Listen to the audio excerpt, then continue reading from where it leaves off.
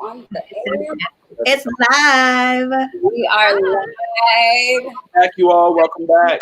Welcome back. I missed you guys. How's everybody's week been? We had a little break, little hiatus. I know. Last week just did not feel the same on hiatus. So it's like I miss being on the show. I know, same. The weekend went by fast. Yep, missed you all as well. Definitely. So we have a lot of amazing things to discuss and leading forward, but we're just going to hop into it. I wanted to kind of give it some time for us to have a couple of viewers chime in. Yeah, let's give it some time. And viewers, when you tap in, let us know how your week's going. I know, right? I know. You know, this week, I don't know, it feels later. Does it? I'm like, is it just Wednesday? Like, really? I feel like it's Monday. It does feel early. Ooh, Jesus. it seems like it's late. Maybe it's already been a long week for me, so I don't know. But how's you guys' week been? Very so far, productive. this week is good. Go ahead, Christian.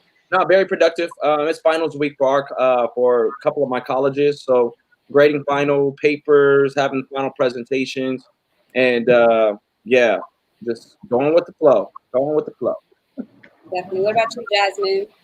It's been good. Had some really good client meetings. Hosted a presentation today with a client that I have up in Canada, which was really nice. Oh, that's Nice. That's our international. Okay. So yeah, this week's been going good. I feel like it's flying by. I can't believe it's already halfway to Saturday. My favorite. I'm like, is it only Wednesday? You're like, it's flying by. What about you, Derek? How's your week been? I just told you I was going slow. That's why I was like, how's y'all? What about you, Cherie? Going. I think this week is a little slower than the previous week. Last week was Okay, so we're on the same page. Yeah, I think I'm a little slower this week, but I'm pacing myself, and That's the only way you'll get through it. absolutely. But yes, so let's get into some of the news and some of the topics that we are here to discuss for this week. I was so engulfed in yesterday's hearing as it pertained to Attorney General William Barr. So really quick, we're going to talk about that. So yesterday's House Democrats questioned Attorney General William Barr on multiple fronts, including his involvement in the Roger Stone case and former security advisor Michael Flynn. However, things got really heated when both House Democratic Judiciary Chairman Jerry Nadler and Democratic Representative Pamela J. Paul notably questioned Barr, along with Trump's motives for deploying federal troops on protesters in Portland. I know you guys have been seeing a lot of what's going on in Portland. So from there, it was just really crazy. And they actually suggested he was using them as props for Trump's reelection and being racially targeted.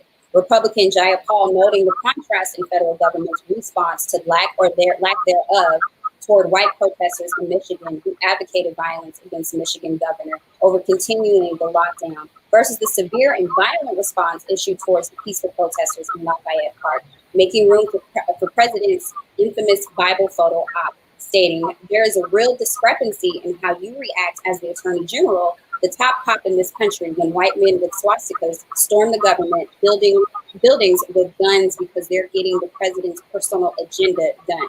She continued by saying, "But when Black people and people of color protest police brutality, systematic racism, and the president's very own lack of response to those critical issues, then you forcibly remove them with armed federal officers, pepper bombs, and other forceful uses that are not necessary because they are considered terrorists by the president."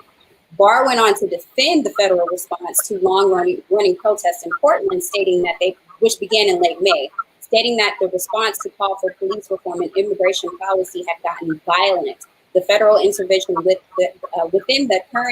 currently has 114 federal law enforcement officers stationed in Portland has been condemned by state and city officials. Mr. Barr argued it was a necessary thing to prevent violence from spreading into other cities, which I know we have been seeing rampantly. Jasmine, I know that you also had some legislation that you wanted to go over that happened from this week. Yes, so the GOP introduced their stimulus bill, their $1 trillion stimulus bill compared to the Democrats' $3 trillion bill. Reduce some items on the list, and also I feel like championed a little bit more. So the GOP, they expanded the small business paycheck protection program, limiting it to businesses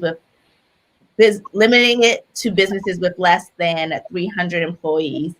And then they also had some adjustments to the stimulus payments. They reduced the unemployment benefits by $400, and two other pandemic unemployment assistance programs they shifted to expand into early next year. They also gave more dollars to local educational departments, more flexibility in the CARES Act, and created liability protections that will create a safe harbor for businesses, schools, healthcare providers, and nonprofits. Crazy. You know, And then so you also had some really interesting news as it regards to the Emmy nominations, correct? oh yeah. So then also the Emmys were very Black this year. Mm-hmm. Academy, well, the nominations. Academy very Black. Very Black already. The Academy of Television Arts and Sciences nominated 102 actors. Not going to name all of them, but Billy Porter stands out, Octavia Spencer, Kerry Washington, Issa Rae, Sterling K. Brown, and Zendaya. The Emmys is going to air September 20th at 5 p.m. PST on ABC. And speaking of entertainment, I'm going to send it off to Jerica. Okay, so you guys know that I am very passionate about mental health. And so lately, I just have been seeing celebrities in the news that are having so many different challenges with mental health. And one that comes to mind is Kanye West. After the rally in South Carolina, it was a lot of controversy online about Kanye's mental stability. And Kim Kardashian West actually posted a statement. And I just want to read this statement to you guys because I'm going to reference it. She says, as many of you know, Kanye has bipolar disorder. Anyone who has this or has a loved one in their life who does knows how incredibly complicated and painful it is to understand. I've never spoken publicly about how this has affected us at home because I'm very protective of our children and Kanye's right to privacy when it comes to his health. But today, I feel like I should comment on it because of the stigma and misconceptions about mental health. Those that understand mental illness or even compulsive behavior know that the family is powerless unless the member is a minor, basically saying you can't really force anyone to get treatment or help or anything like that unless they're a minor. People who are unaware or far removed from this experience can be judgmental and not understand that the individual themselves have to engage in the process of getting help, no matter how hard family and friends try. Now, as a therapist, I could I sympathize with Kim because it sounds like she's really probably trying to help out in so many ways, and she's not able to do that because Kanye is not a minor. And for those of you guys who don't know exactly what bipolar disorder is, I'm just going to read you guys a definition from Mayo Clinic. And that definition says that bipolar disorder is a mental health condition that causes extreme mood swings that include emotional highs, mania or hypomania, and lows, depression, according to Mayo Clinic. Okay. Now, I know some of you probably are thinking, well, what is hypomania? You know what I mean? So that can be staying up all night long. That can be rant. And this is not just Kanye. These are just individuals who experience bipolar. That can be someone that has bipolar can 1 minute be super happy and excited, and then the next minute have a low. And any type of event can trigger them into going into depression. And so I see the comments online, and I'm just like, we never know who is dealing with bipolar disorder. So I'm thankful that Kim actually brought awareness to it. I know people that have bipolar disorder, like personally. So it's something that's kind of near and dear, to my heart as well. But what are you guys' thoughts on that? Yeah. Kanye and Christian, you're muted. Definitely, what you're talking about is a very delicate situation in America, dealing with mental health. I don't know about you guys, but I know in my family, a black family, we weren't really taught about mental health, and then actually checking in, talking. We were taught, and I teach this in sociology class in regards to gender roles, right? So young men are supposed to hold in their feelings, not express themselves, be macho, be more masculine, and the women, more nurturing, in tune with their feelings, more emotional. And so this goes on throughout our life, especially into adulthood, not really expressing ourselves and talking about the specific trauma that we've dealt with. And when you think of trauma, I mean, that can range from a variety of things: domestic violence, sexual abuse, community violence, shooting, mugging, burglary, etc. And this can play a total effect on our lives and longevity wise. And so I can go on and on and on, but I think that this is something that we should talk about for a little bit, because I think that mental health is very and often overlooked. it is. The resources are available. I believe there's like online therapy that we can access nowadays. I'm definitely praying for the West family. I don't really know too much about it in regards to the bipolar disorder itself, Yeah. and so I don't want to speak too much on it. But I'm definitely educated and learn more about it as well. Yeah, absolutely. Yeah. So go ahead, Jasmine. Well, I was fortunate enough where my family kind of advocates for mental health. So I actually was in therapy very young for a traumatic experience that happened in my childhood. But I think that seeing Kanye in the public sphere and how he deals with bipolarism, and how on one end it's mocked and made light of, the other end people kind of do worry, and they see, or they may have been diagnosed with bipolarism, whether at school or with a mental health professional. And when you see it on a public stage, I think it causes some kind of confusion or some kind of double entendre that happens. So I think it's very interesting, and I hope celebrities are a little bit more careful. I know it's kind of hard for them to be able to see what they are putting out there publicly, but I think they should think a bit more responsible and have their PR teams take their phones away or limit their communications when they are going through their bouts of mental health.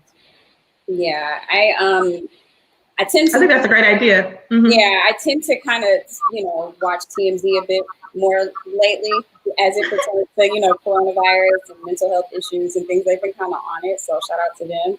But I did see where it looks as though Kanye was on his ranch, and he did over the weekend check himself into a facility and then walked out 10 minutes later.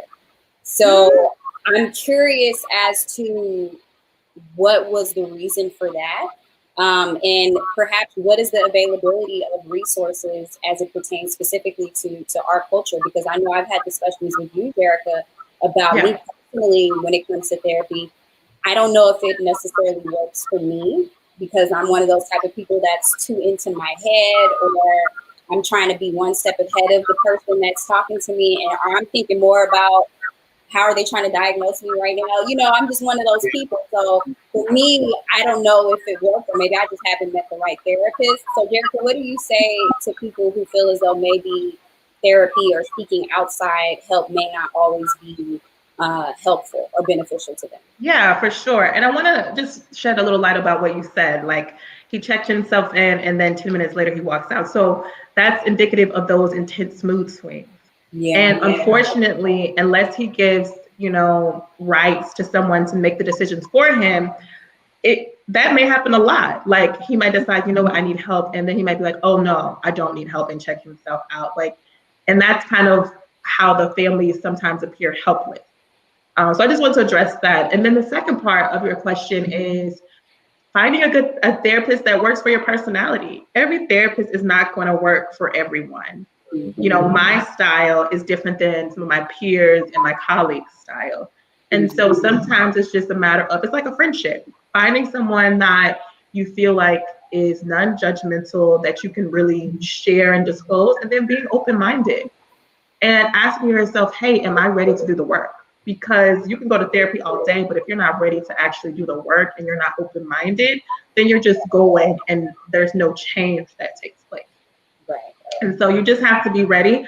And then like I've had clients that's like, they'll sit down and be like, I'm not going to tell you anything. And I'm like, okay, that's fine. You don't have to. But that's my personality, right? Yeah. And I'm like, oh, I like that shirt. That's cute. Or I like that hat. Are you a Lakers fan? Yeah, they start talking about sports. Next thing you know, oh, my dad took me to games and all that. So everybody's style is going to be completely different. But you just have to find someone that works the best for you.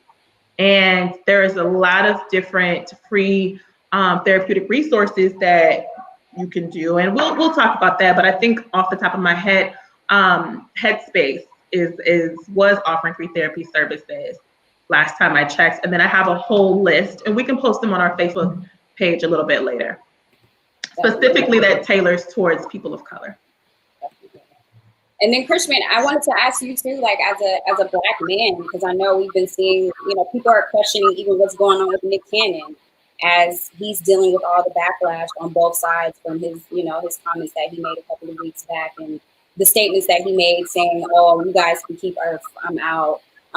There seems to be some sort of stigma behind Black men specifically when it comes to their mental health. So can you speak a bit to that? Yeah, definitely.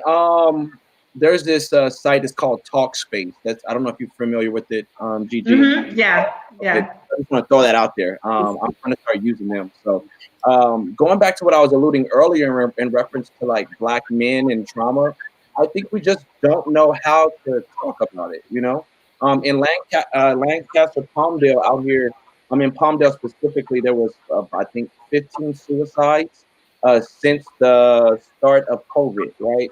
And that's just area in Palmdale, in the Antelope Valley, and not even talking about Lancaster. But as I was researching and talking to other professors, one of my mentors specifically deals with Black boys and trauma.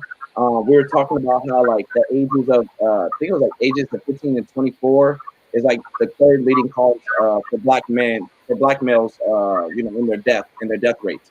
And so this is something interesting to me, and something that myself as an educator and as a youth pastor, I don't deem myself as a therapist. I do not do that.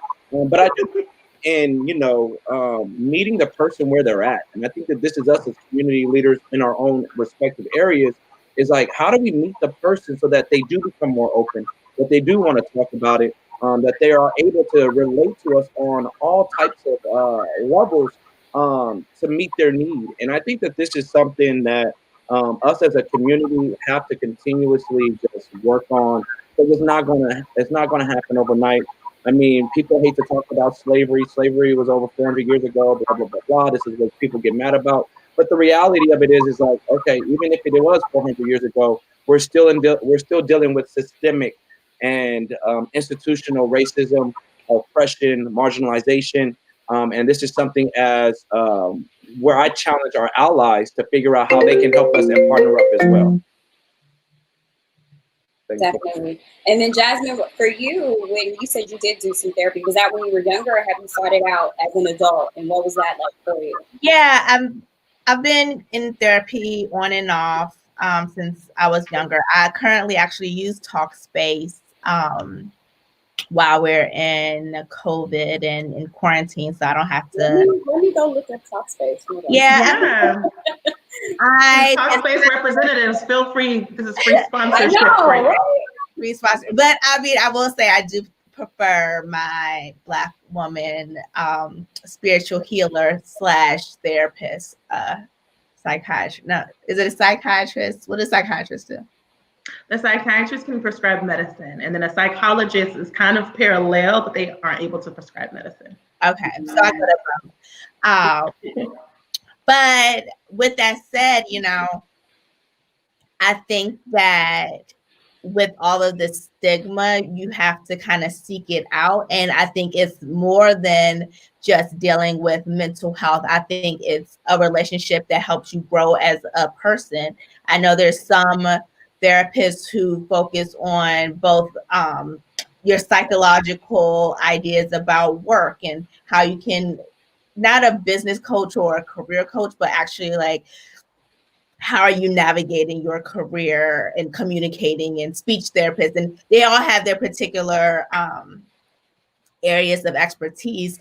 But I think it's just finding someone who can help you sort through your feelings, whether they're good or bad. I don't think therapy is always something you have to go in and say, woe is me, my life is terrible. I think you can celebrate with your therapist as well. Yeah, I absolutely agree with you. And the one thing that I wanted to note out is that sometimes people are suffering in silence. And so it's like picking up on those cues that someone may be reaching out for help and just don't know how or why. And so I think the real reason why I wanted to do celebrities is because I think sometimes there's cryptic messages in social media and what they post. And then you look back and be like, wait a minute, did this correlate? And one of the ones I thought about was Naya Rivera, or is it Riviera? No, Spanish is not my strong suit. But I think it's Naya Rivera that, unfortunately she lost her life on the lake. And then when you go back to her Instagram, remember I was talking to you guys about that.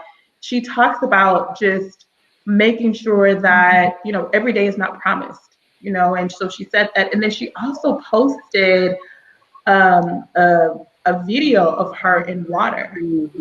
And, I'm not saying that, definitely not saying that, she committed suicide or anything like that, but it just makes you wonder about sometimes the correlations between how she passed away and then the messages that she posted right before she passed away. So do you think people missed out on certain cues potentially, or that there are specific triggers or cues that we can be looking at when it comes to the people in our lives who may be suffering in silence? Is there anything I mean, so she says, gravity keeps pulling me under, but the urge to breathe helps me stay afloat. This is on her Instagram on March 2nd.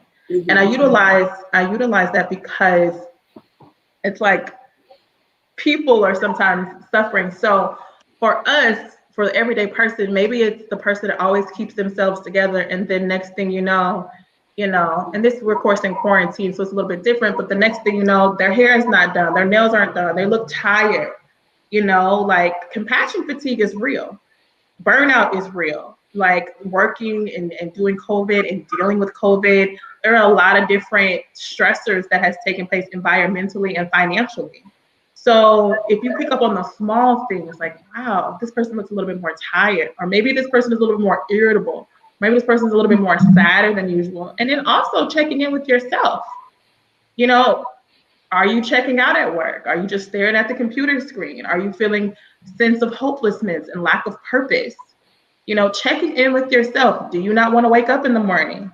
Do you look at the clock and drag yourself out of bed? Those are seemingly small things that can lead to a bigger problem if you're not checking in with yourself. You have to do those self-checks and check on your friends as well, and just pay attention to those small things that we might miss. And doing little things that give you joy. I think when you're feeling low a little bit, looking for kind of the brighter side of things, whether that is, the sun actually shone. I was outside for 30 minutes today and I got some sun, or, I have clean water today.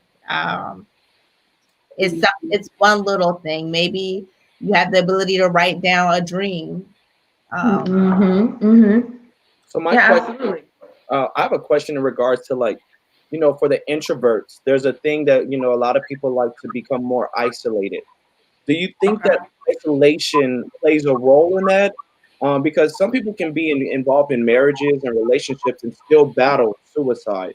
Do you know if Mhm. it more, like, is it more for those that are, I guess, isolated? Is that a problem? Because, or should we be able to, call on Sharik or Jasmine when we're dealing with our emotions or our feelings, and be more expressive in that nature? So I guess that my question is in regards to isolation. Is that a bad thing or not? Sharik, what do you think? I don't know. I was going to ask you, Ms. Gigi. I honestly don't know. I think it depends on the person. I know that introverts have become cool lately. I don't know what that's about. I've recently had a heated discussion because I actually feel as though I'm an extrovert, and I feel as though introverts have been coming for me. And they've like had this platform that they can stand on now that we're all kind of having to self, quarantine and be introverted due to the pandemic. And so introverts are like, yeah, yeah, and they talk about us extroverts real bad. And I'm like, wait a minute, hold on. And some people, I would even argue, don't even know what the true meaning of an introvert is. So I've had debates about that, but it's for me, it's hard to tell because I'm so extroverted. I do get in my own zones where I do just want to be by myself, but that's just more that's my own mental health check-in. So I wouldn't say when I'm isolated, I need to be checked on. Sometimes when I go and I isolate myself, that's me checking myself and saying, okay, I need to read the notebook, if that makes sense.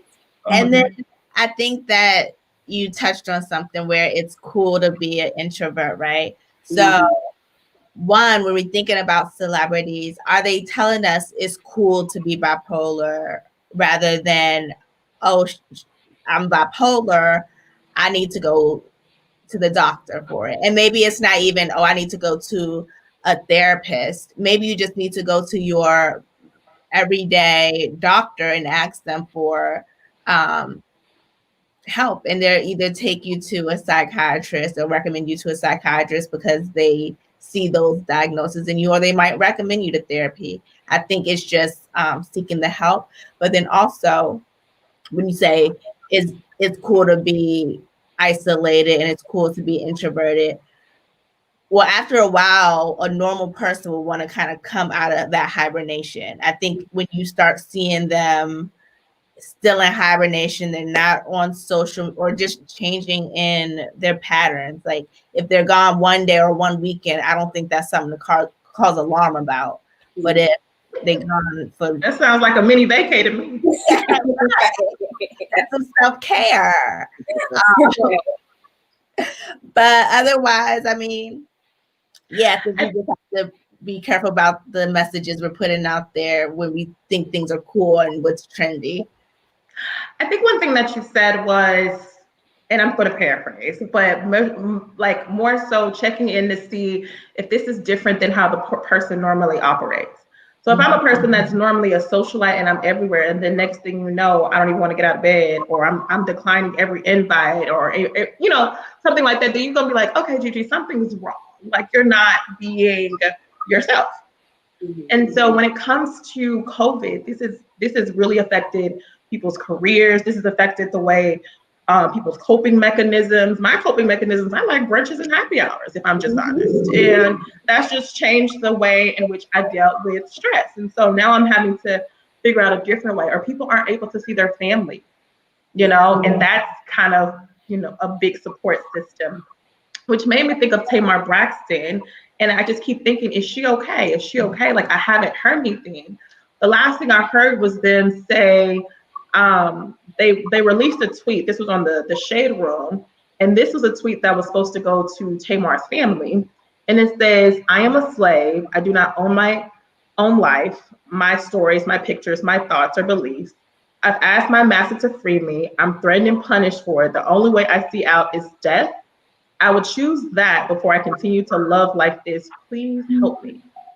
Wow. So this was a tweet that was allegedly a cryptic message to her family before she reportedly attempted to commit suicide. Now, again, this is allegedly, and it was a drafted tweet that was never posted.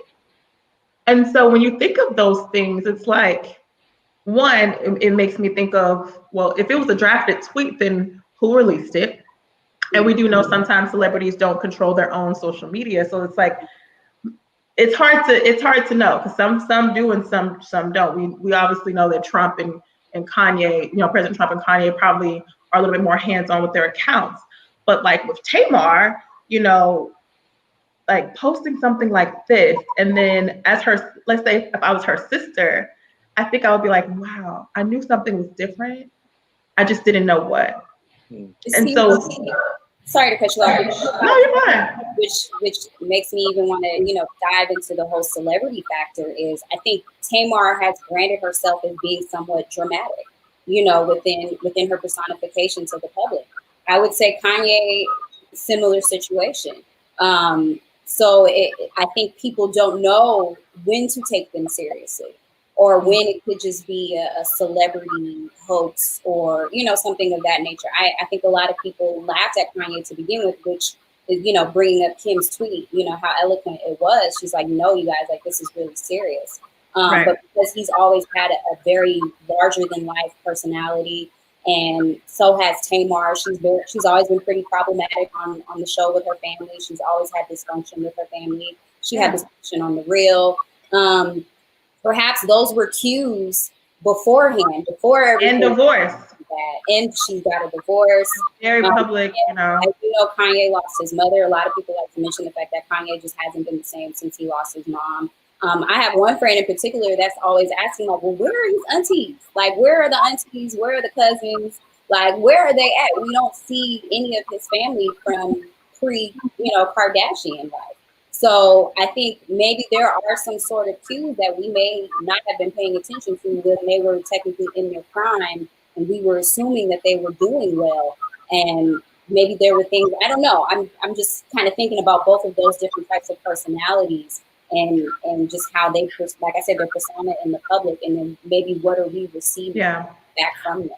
And I wonder if that's their coping mechanism, kind of that you talked about earlier, Gigi, where some people like to go out and, go to happy hour and brunch.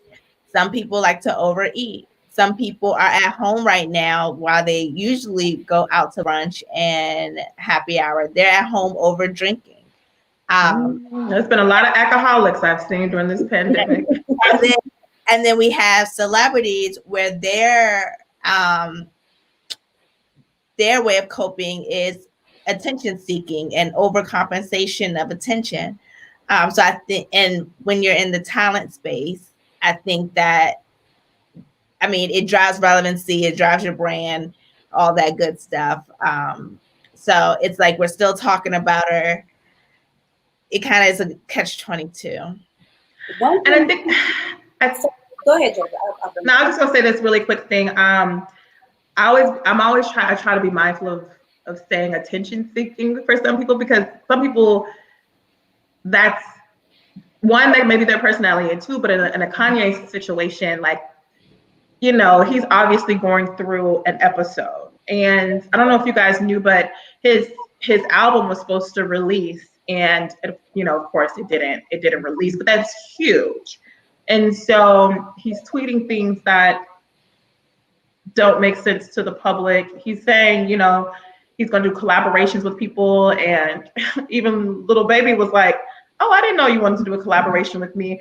So there's things that's going on that is indicative that he may be going, through an episode. Mm-hmm. And so I just always try to be mindful, like, of that. But that's the only thing that I wanted to just add on. I know that I oftentimes hear people say, like, they're a crazy genius, or the person is, they have mental issues, but they're a genius, and that's where their genius comes from. And I think Kim may have alluded to that to a certain degree. Yeah, in regards to, as creatives, a lot of us may have mental issues, but that's when we bring out our creativity, and that's how our creativity shines. So have you Have you experienced that? And that's to any of you guys. Do you think that there's a correlation between creativity, genius, and mental illness?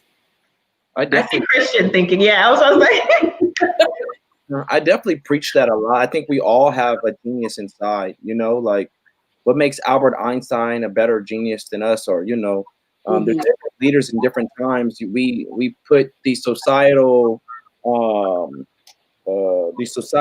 I guess, I don't want to say, I'm using a word that's not right. So we put on these titles on different people, thinking that they are better than other people, when in reality, we're all at the same level playing field. And to a certain degree, of course, when we involve the inequality, equity, and race factor.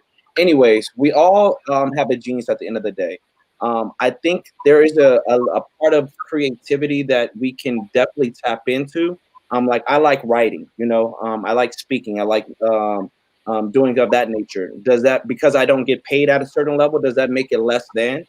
So there's a class dynamic that I wanted to allude to earlier as well. It's like, you know, Kanye and the West family, they have access to all these different psychiatrists and meds and all this stuff, whereas you know, us in the lower parts. I was raised on Medi-Cal, and so we didn't really have access to therapists and to these different medical areas and stuff like that. And so I think that we have to take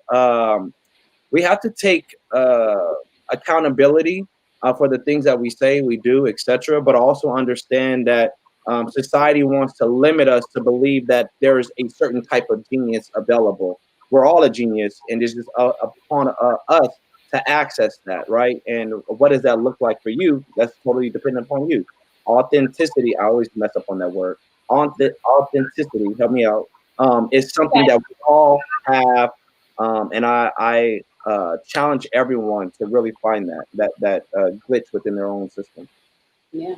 I agree to an extent. Bring it. I think two parts, because I look at it as the crazy and I look at it as the genius. And one thing that Donald Trump, Kanye, and myself have in common are that we're Geminis. And right. And while I will say male Geminis, I'm sure I'm took me somewhere. Male Geminis, I say this as someone who has dated one and who has friends who have dated just the average regular Joe Schmo Gemini. That male Geminis are a little more loose in their thinking than women. However, we're all labeled as crazy and we're the crazy Geminis and da-da-da-da. I think artistic expression, and I think risk management, and I think all those things that define crazy, I think you can lump that into one type of person. But I think when you're talking about a genius, I think that is someone who has dedicated a certain amount of hours and a certain amount of developed expertise that you can qualify to that person. Based on whether that is educational learning or if that's hands-on. So how do they get there though, right? So it's like an amount you have to prep them. It's that 1,000 hours of expertise. Like no one comes out of anything just knowing something. Someone becomes a genius by practicing. Right. So let me stop you right there at that thought, just to stop you right there. So what is the definition of insanity? Doing the same thing over and over and over and over again and expecting different results, right?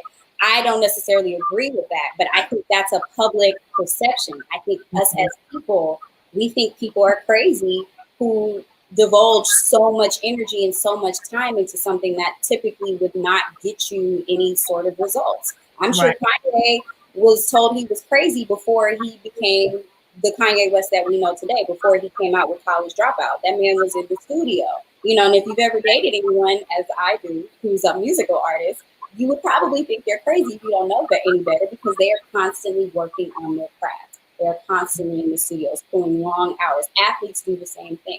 And the normal person might say, wow, that person's crazy. They're insane. What are they doing? And someone else would say, no, that person is a genius. So I think there's a very fine line. And I think it's really up to the perception of whoever is making the claim. As a child. Yeah, I wanted to. Oh, no, go ahead, Gigi. All right. I just wanted to point out one of the comments by McGill that says, I've heard that before, part genius, part crazy.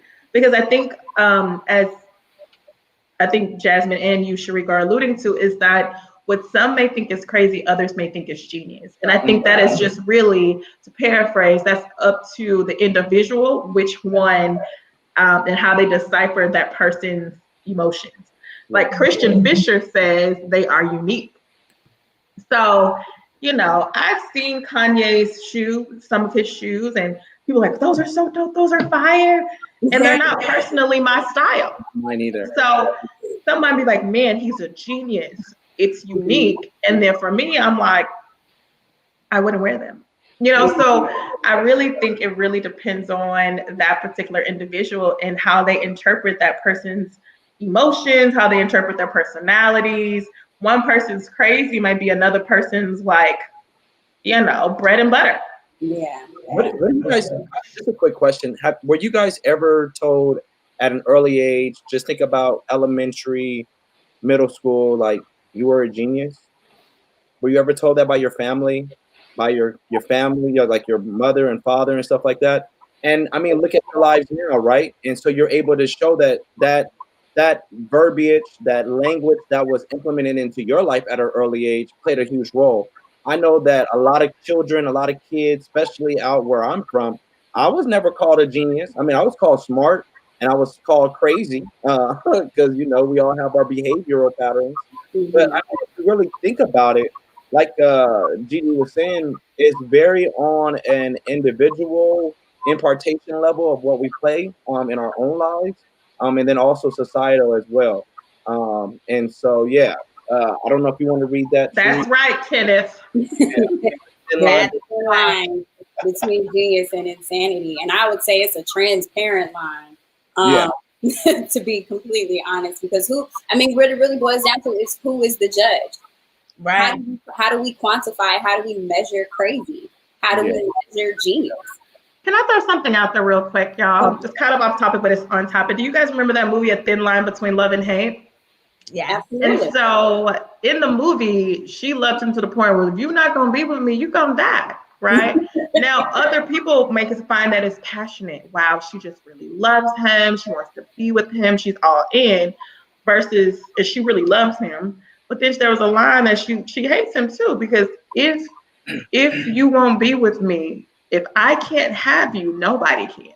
Mm-hmm. And so that was what I thought about when I see a thin line between genius and insanity, because you one step away from being in jail if you're not careful. So then my question to you guys is, do you really think Kanye is quote unquote suffering from a mental illness or disability, or is this just who he is and we have to learn to accept it? One of the things, I actually watch Kwame Bell's show on CNN quite often called I like that show. Yeah, Shades of America or something of that nature. And one of the episodes he had was on disability. And he said he even started off within my conversation, I know I'm going to say something wrong, because there's so many different angles and paradigms within disability. And one of the ladies that he was interviewing, she said that she gets offended when they say Trump is acting as though he has a mental disability, or, you know, Trump is acting as though he has a mental illness, because she's saying, no, that's Trump, you know, like call him for who he is, but don't put mental illness and disability title on him, because that takes away from people who are really suffering or may be thriving within their mental illness and disability. So I think there's so many different ways to look at it, but I'm curious as to, because I haven't spoken to anyone about Kanye specifically who may have bipolar disorder, what they think about it. Do they think he's, you know, doing it for attention? Do they think he's shedding a negative light on their quote unquote disability? Is it a disability? What do you guys think? I'll jump in. I think it's two parts, right? I think, are you suffering in your mental illness? Not necessarily do I have mental illness. Mm-hmm. yes, but I'm treating it. Am I okay with it? Am I not okay with it? I think those are two different things we have to think about, and the person has to think about. I think no one can say that rather than or other than that person.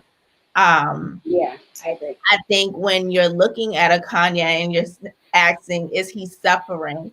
He might not be suffering, but his family is. I think that it might feel good to him at certain points, like Gigi said earlier. They get into this really high and then he gets into this low. Like, we don't know how he's feeling, and until he works on it and tells us how he feels, and he might have already, then we can't really explain that, in my opinion. Yeah. Gigi, Yeah, from no, your professional perspective, what do you think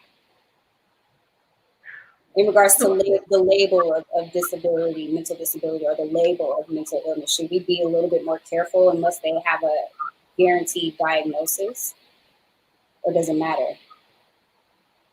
Was that for me or Christian? For you, for you. Oh. I'm looking at him because I couldn't hear. I was like, did she say Gigi? I'm talking to the professional. I think you just have to be cognizant of when you are trying to decipher if someone is, I don't know, putting on or faking, because you just never know what is going on in someone's mind. And I think that it can be, even though that may not be the intention, viewed as potentially insensitive if you don't take a person's feelings into consideration. Because you may think that he's putting on, to support his new album, right? But maybe the stress of the pressures of and the energy that he puts in to be creative puts him into an episode. Now we don't know that, right? So from the outside party, they can be like, oh, you know what? Every time Kanye has an episode right before he puts out an album. Or, which I've never heard anybody say, Kanye probably was putting a whole bunch of work, time, sweat, tears. It's a lot of pressure. He's a perfectionist, and maybe changing the songs out so that he can really give the fans what his vision is, and that puts him into an episode. So we don't know people's triggers or what's going on in their head. So it's really hard to say. And I think it's insensitive. Like when I read the comments and they're like, oh, he's just doing this because he's about to put out an album, not knowing what he may really be internally battling with. Right. We just never know. Yeah, I mean, and they were saying the same thing about Tamar, but they actually decided to push the release of her show back. A lot of people were, suspecting that this was happening because her new show was getting ready to come out, and it was going to build anticipation and drama for her show. But in actuality, the network has decided to put a pause on it. So, that should tell people there in itself that this is something serious, something that we should really take seriously. Right. And then another thing that I thought about as you all were talking was, you say people get offended if they say, oh, this isn't an actual disability, or if you said something along those lines. Yeah. One, I think, people get offended by everything nowadays, right? And especially with the diversity and inclusion initiatives, it's like you can find anything to be offended about, and unless you're willing to help someone do unlearning and help them kind of, and we talked about this before with performative activism, unless you're kind of given that qualifier that I'm here to learn, you can't really get offended by everything. With that said, if I'm filling out a job application and it says major depression, or it says schizophrenia, or it says these things, and I feel like that's going to impact my work performance, then, I mean, we don't know what Donald Trump is filling out on his job application, whatever that looks like. But, I mean, no one has the authority to say no unless someone asks his doctor, no, we can't claim that you have a disability, or you can't claim that you have a disability. Yeah, definitely. Yeah, and you don't have to disclose certain disabilities. They have those check boxes. And so if you don't want to disclose that because of, you feel like you may be discriminated against due to your bipolar or your history of depression, that is not necessarily something that you have to disclose to your future employers. Yeah, I would say that in regards to like the actual labeling part, I'm not a professional, so I don't really know about mental health disorders. That's why I think it's good for Gigi to speak upon it because that's her life's work. For me, and us in general, I think that it'd be wise for us to challenge our community and our listeners to think about what it looks like to accept everybody and what does that really entail. As much as it seems as if he's putting on a show and this is a huge issue, or this is him just grandstanding, the reality of it is that there's a spiritual component that we don't really talk about in being more graceful and merciful towards one another. And this is something that I try to practice what I preach in this mode, because I think that goes back to my church world and being in the church all my life, and just being forgiving, and expecting the best out of everyone. All we can really do is really pray and hope that that he seeks help and that his family is there to really love on him, his family and friends. Now, I think that there is a extra visibility component because he is a celebrity. So Lord knows what's going on behind the scenes. I really don't know how. I don't diagnose nobody. My brothers think I have ADHD. I don't know. I just haven't been to the doctor. I think we all got something, right? But it's all about figuring out what does that look like. I don't know. And so I think we have to be careful in what we label and what we put on people. And I think there's something to be said about resiliency level in the resiliency zone. Yeah. So the more resilient you are, which is like the wider your zone is, the more you're able to cope with things that come your way. So COVID happens, you're able to adjust, accordingly. But if you have a narrow resiliency zone due to maybe the traumatic experiences you have in your life, something like COVID can potentially push you over to the threshold of depression and maybe even suicide, unfortunately. And I hate to say that. So it's just important to know like your resiliency zone and how to widen that resiliency zone. And that's really tapping into those coping mechanisms, whether they be Christian, like you were saying, praying or going to church. For some, it may be reading, writing, exercising, but just really tapping into, I used to do Zumba before all this, happened, but really tapping into your coping mechanisms so that you can widen that resiliency zone. So when things come your way, it won't push you out of that resiliency zone. Is it a threshold we want to be in? Is it a time limit of like coping? Like how long can we cope? How long can we stay in our SHIT? It's an ongoing thing. It's ongoing. Life is going to continue to happen. Yeah. Girl, life is going to continue to happen. There's always going to be something. You know what I mean? Like nobody's life is perfect, no matter how much money or fame that you have. So there's always going to be something. So you always have to recognize your triggers, check in with yourself, kind of like I was saying earlier, and then utilize those coping mechanisms and recognize that if those coping mechanisms are taken away, like my brunch and my happy hours were, finding new ones in my Zumba, finding new ones so that you're able to support yourself and recognize when you need a break.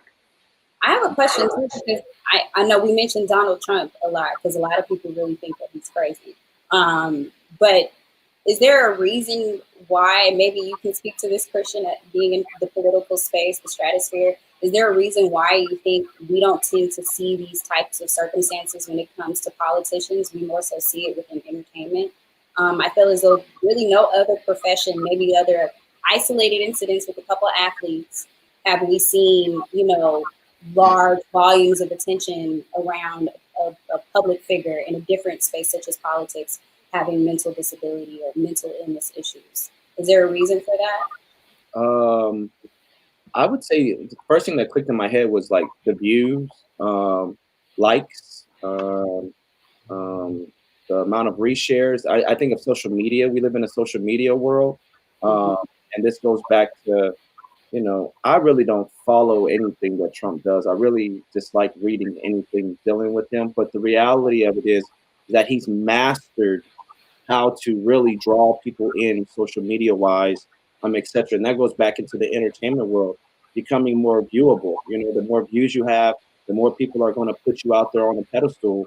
And him being a politician, I wouldn't even call him a politician in the world in a way. But I mean, you had Arnold Schwarzenegger, you had Shade. He's a businessman. And that's what I would say, that Donald's a businessman. But if you think about Donald, I mean, all his businesses were bad. Like, they didn't really flourish. So even his mother talked about how he was a bad businessman. So I mean, it goes back to him mastering what is available to society nowadays. We're at home, and he's available on TV and social media, and it's annoying. It is annoying. Yeah. It is annoying. But yeah, so I mean, we can definitely have this conversation again. I definitely I'll be paying attention to Kanye, because I think more than anything, it's important for us to we're seeing it. Everyone's watching it, and it could be a reflection on the people in our lives, or even within ourselves. So even though I my heart hurts for him, my heart hurts for Tamar, Naya's family, all of that. But I think it's good for us to pay attention to these things, and when it's all said and done, and Kanye is no longer on this earth, he will be still a martyr. Because of his genius and because of his creativity, and people are going to go back and look at his life and study and take out certain cues that can be applied to the everyday person. It's just unfortunate that you see it. I would even say with Britney Spears, I didn't even talk about that. There's a whole situation with Britney Spears, and we've been seeing I was literally on her Instagram last night. For decades, people are really genuinely concerned for her well-being, and it's just been an ongoing thing with her even. So maybe celebrity pulls it out. Perhaps it's the celebrity that pulls it out. I'm not sure. So I do want to get to everybody's final thoughts before we close out for the evening. This is an amazing conversation. Thank you, Angie, so much for your enlightenment. And we'll definitely put out some of those resources as well. So you want to start with Jasmine? Do you have any final thoughts? My final thoughts are to just shop black, stay black, and stay healthy. And then how's the app going? The app is still in process of being launched, so text just us to 31996, and we'll notify you when the app drops. Awesome. Gigi? I wanted to go last. I'm going to go into the video last. So you look like a little bell today. You look like a little bell with your bell. With her Tupac do-rag. My Inglewood sign. I'll go before Gigi, before you guys. I think today's topic was a very serious. I was like gathering my thoughts. Yeah, I know, right? I've been writing notes. So I think it was a very serious topic for all of us, especially young adults that has survived. I mean, a lot of people didn't even think that I would live to 30. My mother passed 28, right? And so for us to get where we're at right now, it's because of the support system that we've been allotted through growing up and where we're at now.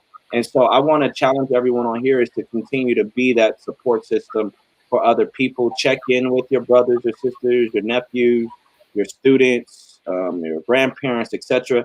It's just good to be loved on. And so I want to challenge everyone to just go to the next level of love in this next week. So yeah, peace and be blessed. Yeah, absolutely. And just to piggyback a little bit on what Christian said, support system is so important to making sure that you stay mentally stable, I should say. So making sure that you have a support system, whether that's your mother, your father, your man, your woman, whoever that may be, make sure you have that support system. So if you do find yourself feeling sad or just irritable or compassion fatigue or burnout or whatever those feelings may be, you have some support. And then I would say to really pay attention to your body, check in with yourself. I mentioned it earlier, but compassion fatigue, for some of us, Zoom fatigue, those are are real. Burnout is real. Yeah. And so check in with yourself and see, you know what, is my body, am I aching? You know, am I not wanting to get out of bed? You know, how am I feeling? Check in with yourself. And if you feel after you do that self-check, you're not where you need to be, definitely reach out to a mental health professional or your support team, you know, so that you can make sure you stay where you need to be. And then lastly, coping mechanisms are so important. Make sure you do them. Even a little walk around will increase your endorphins. You have to make sure that whatever your coping mechanism is, that you do it. There's so many free meditation apps out there.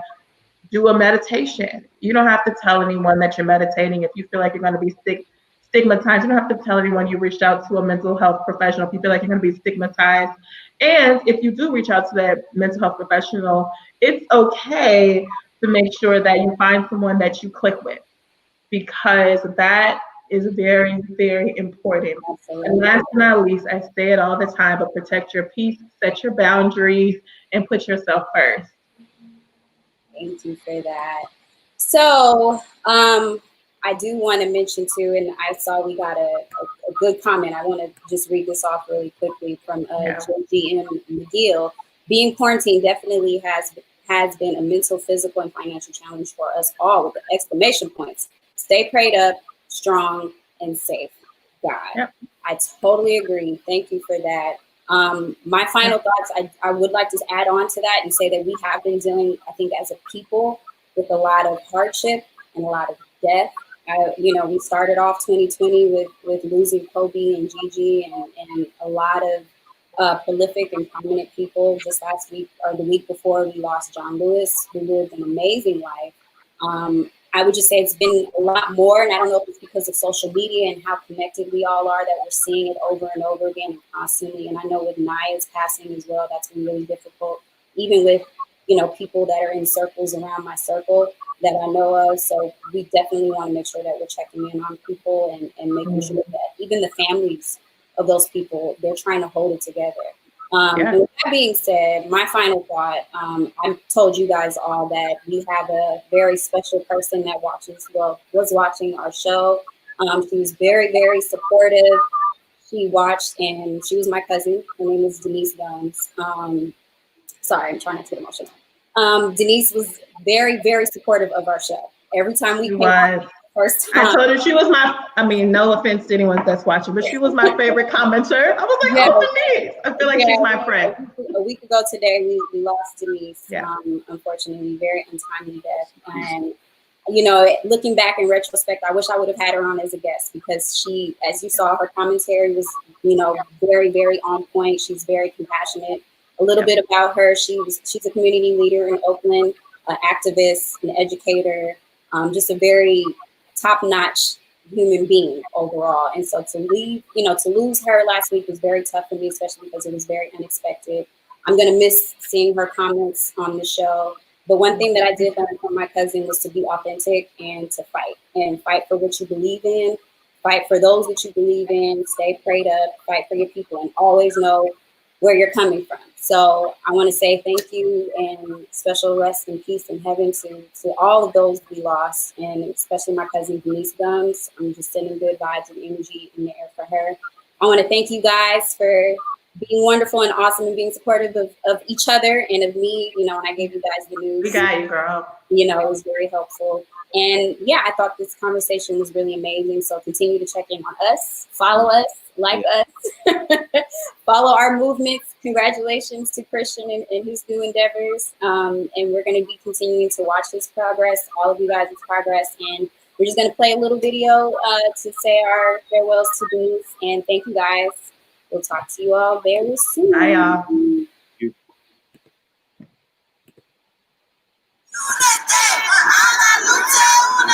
Hi.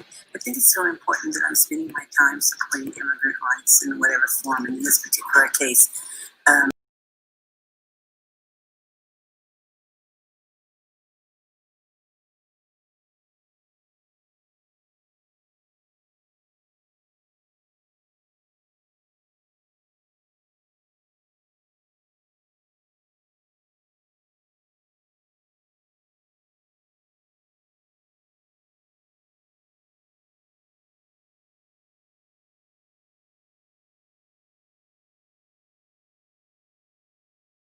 anti-immigrant laws throughout the state, providing a sanctuary for our state to the corrections and mass incarceration changes. I was being lying dormant, doing nothing. I feel the power of working out of faith-based institutions. We're actually building bridges, and the wall that we're building is a wall of resistance to turn this around. So that's why I love working with the people here. We have to have a heart of love for the people, not only that we're talking to, but a heart of love for those children that we're caring about. Gandhi said in the early days when he started the big fight, which actually influenced Dr. King from India, is that we must be the change that we want to see. And they're trying to say that that's not the America. Well, we know that's the America that belongs to us, and we're going to fight for it. It's such a sacred grace to be working in this sacred space where our ancestors have died, as bridges over troubled water to seek change. They weren't only just praying for a change, but as this elderly woman from Havens Court in East Oakland, she says, we need to put some feet on our prayers, and making these phone calls and canvassing are putting feet on our prayers.